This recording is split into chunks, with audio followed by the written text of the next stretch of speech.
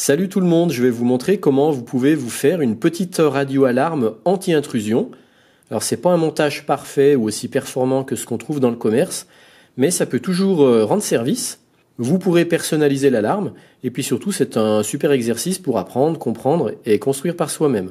Ce dispositif d'alarme il comporte deux modules qui sont reliés par liaison radio. On a le côté détecteur qui est composé d'un capteur infrarouge couplé à un émetteur radio RF433 via un Arduino, et on a le côté récepteur qui comporte l'alarme en elle-même.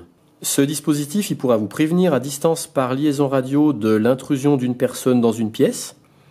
Alors la portée est environ 10 mètres en intérieur, 50 mètres en extérieur. Je préfère donner des valeurs basses.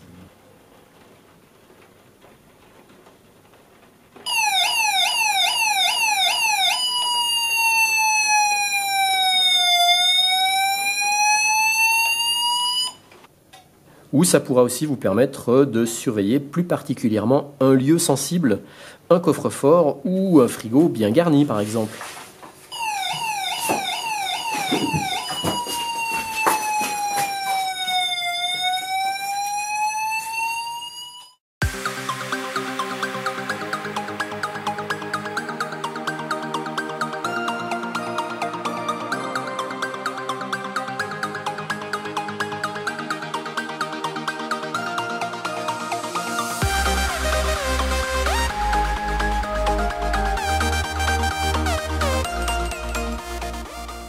Pour ceux qui découvrent ma chaîne, vu que j'ai pas mal de vidéos de toutes sortes, j'ai créé des playlists par thème pour vous aider à vous y retrouver. Sur la page d'accueil, il vous suffit de cliquer sur l'onglet Playlist, ça vous ouvre une nouvelle page et ça vous affiche toutes les playlists qui existent sur ma chaîne.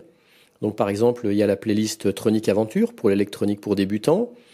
Je viens de créer aussi une playlist spéciale dédiée à l'Arduino pour les débutants, dans laquelle j'ai mis toutes les vidéos de Tronic Aventure avec des Arduino. Toujours dans le thème de la Tronic Aventure, une sous-playlist, on va dire, spéciale dédiée à la radio pour les débutants. Il y a aussi des playlists dédiées au modélisme, une par exemple spécialement pour le X-Max, une sur mon bateau radiocommandé, et encore quelques autres playlists comme ça. Donc n'hésitez pas à vous en servir pour vous retrouver dans les thèmes qui vous intéressent. Une deuxième précision importante pour les vidéos Tronic Aventure avec un Arduino, je mets les codes en commentaire épinglé, c'est-à-dire c'est le premier commentaire qui apparaît dans la zone de commentaires. Il suffit que vous repériez où est le premier commentaire, c'est celui-là. Dedans il y a les codes Arduino et comme ça vous pouvez facilement les récupérer en faisant un copier-coller. Pour ce montage, j'ai utilisé des composants qu'on peut trouver facilement sur internet, par exemple sur le site de HDevBot, je vous mettrai tous les liens. Alors, on va avoir besoin de deux Arduino. Un côté émetteur, un côté récepteur. On va avoir besoin d'un capteur PIR HC SR501. J'ai déjà présenté ce composant dans la vidéo Tronic Aventure numéro 205. On va utiliser aussi un module RF433 présenté dans la vidéo tuto numéro 227. Il est ici côté émetteur et ici côté récepteur. J'utilise un écran LCD avec un interface série I2C présenté dans le tuto numéro 231. Et puis après, j'utilise des petits composants déjà présentés depuis longtemps, notamment un transistor NPN BC547 qui est là, un petit haut-parleur, 3 LED, verte, jaune, rouge, et puis 3 résistances dont je vous donnerai les valeurs dans le schéma. Maintenant, le principe de fonctionnement, alors pour ça, je vous montre le schéma. Ici, on a le capteur infrarouge.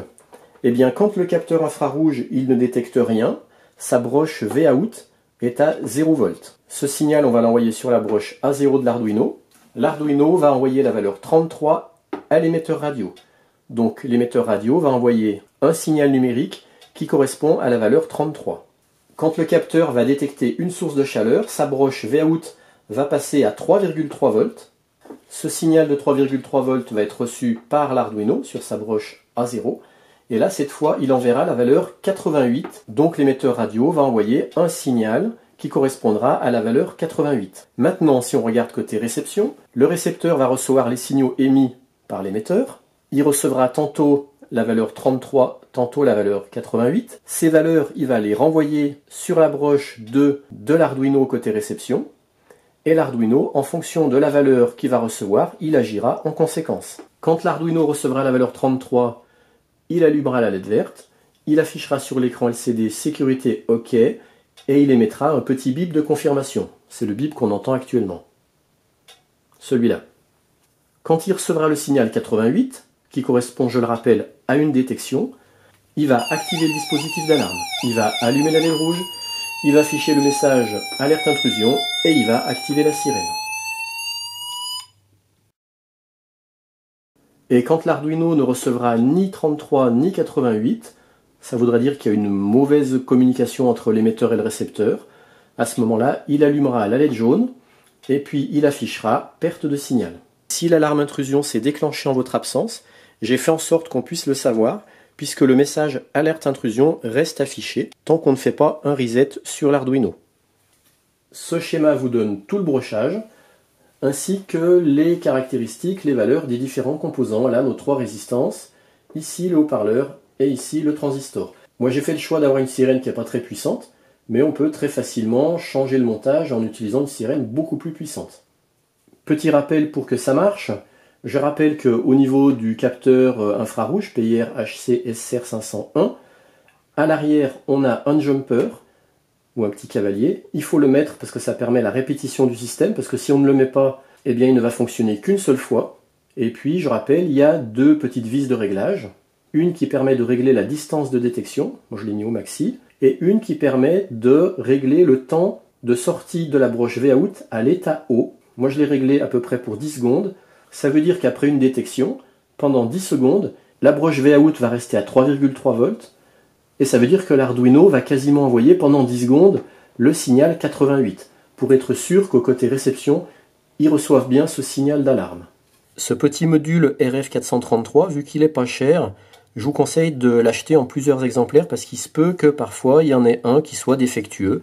Par exemple, celui-là, moi auquel j'ai soudé une antenne, il marche très bien en 5 volts, mais quand je l'alimente en 12 volts pour avoir plus de portée, eh bien, il n'émet aucun signal radio, je ne sais pas pourquoi. Donc vu le prix, je vous conseille de les acheter en plusieurs exemplaires, comme ça vous ne serez pas planté en plein milieu d'une expérience à cause d'un composant qui marcherait mal. Une précision aussi qui a son importance, il faudra toujours d'abord allumer l'émetteur et après seulement allumer le récepteur, parce que si vous allumez d'abord le récepteur et qu'après vous allumez l'émetteur, eh bien quand vous allez allumer l'émetteur, ça va déclencher l'alarme, et après du coup vous aurez le message alerte intrusion qui restera affiché en bas. Et si vous devez vous absenter, quand vous reviendrez, vous ne saurez pas si ce message alerte intrusion c'est celui du début ou si c'est parce qu'il y a réellement eu une alerte intrusion en votre absence. Donc toujours allumer d'abord l'émetteur et après le récepteur. Allez, maintenant on regarde les codes Arduino, celui de l'émetteur et celui du récepteur. Voici le code Arduino côté émetteur. On appelle la bibliothèque RC Switch. Ensuite, ça c'est les réglages qui me permettent d'avoir la meilleure communication radio entre l'émetteur et le récepteur avec les instructions set protocol 2, set pulse length 550, set repeat transmit 6. Ensuite, on a la boucle void loop qui va lire la tension analogique sur la broche A0 grâce à la fonction analog read, qui va attribuer la valeur sur la variable sensor value. Quand on n'aura pas d'intrusion, la broche Vout du capteur sera à 0 volts, donc on aura une valeur numérique de 0. Et quand il y aura une intrusion, on aura 3,3 volts sur la broche Vout du capteur et la fonction analog read lui attribuera une valeur numérique de 680. Je fais afficher ces données sur le serial print pour contrôler que tout marche bien. Et puis ensuite, on va tester cette variable sensor value. Si elle est égale à 0, on va attribuer à la variable alarme la valeur 33. Ici, toujours pour contrôle, je fais afficher sur le serial print la valeur de la variable 33 avec le message sécurité OK. Cette variable 33 va être envoyée à l'émetteur UHF grâce à l'instruction MySwitchSendAlarm 24. Si elle n'est pas égale à 33, je teste si elle est égale à 88. Si elle est égale à 88, ça veut dire qu'il y a eu alerte intrusion. Donc je fais afficher ces données toujours sur le serial print pour contrôle au début, pour régler éventuellement pour voir si tout marche bien. Et ensuite je fais envoyer cette variable 88 toujours par l'instruction MySwitchSend. Voici le code côté réception. On vient chercher la bibliothèque RC Switch, la bibliothèque Liquid Crystal I2C pour l'écran LCD avec son interface série. On définit les 3 broches de l'Arduino qui serviront pour les LED, LED rouge, LED verte, LED jaune. Et tout de suite, je fais imprimer sur l'écran LCD, pas de signal, et je fais allumer la LED jaune, de façon à ce que si le signal n'arrive pas, eh bien je peux le savoir, puisque tant que le signal n'est pas reçu, j'aurai le message pas de signal sur l'écran LCD. Après, on a la boucle void loop, qui va tester la valeur reçue par le récepteur. Cette valeur, il va la stocker dans la variable alarme, Et après, on a la série de tests. S'il la trouve égale à 33, ça veut dire qu'on est en sécurité OK. Donc, il allume la LED verte, il éteint la jaune, il affiche sur l'écran LCD sécurité OK et il émet un petit bip de contrôle.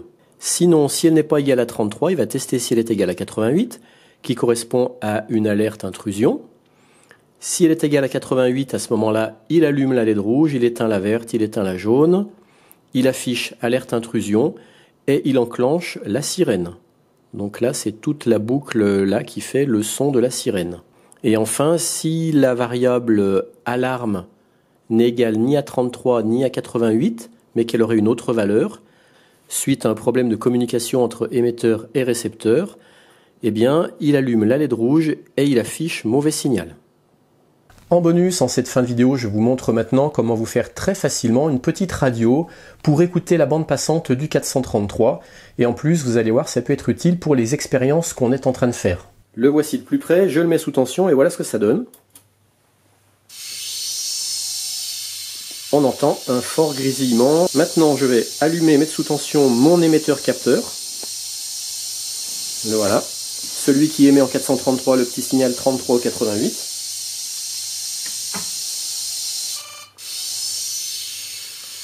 Et on entend très bien le son émis par mon émetteur.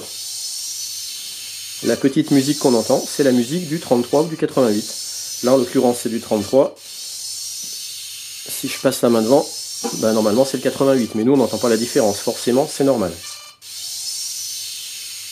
C'est grâce notamment à ce montage que je me suis rendu compte que cet émetteur était défectueux.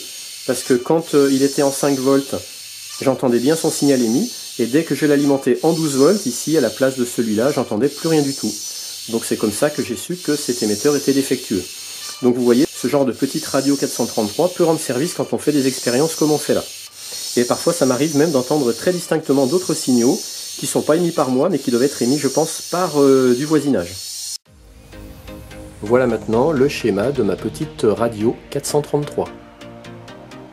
J'utilise 2 transistors, un NPN BC547 et un NPN TIP 122.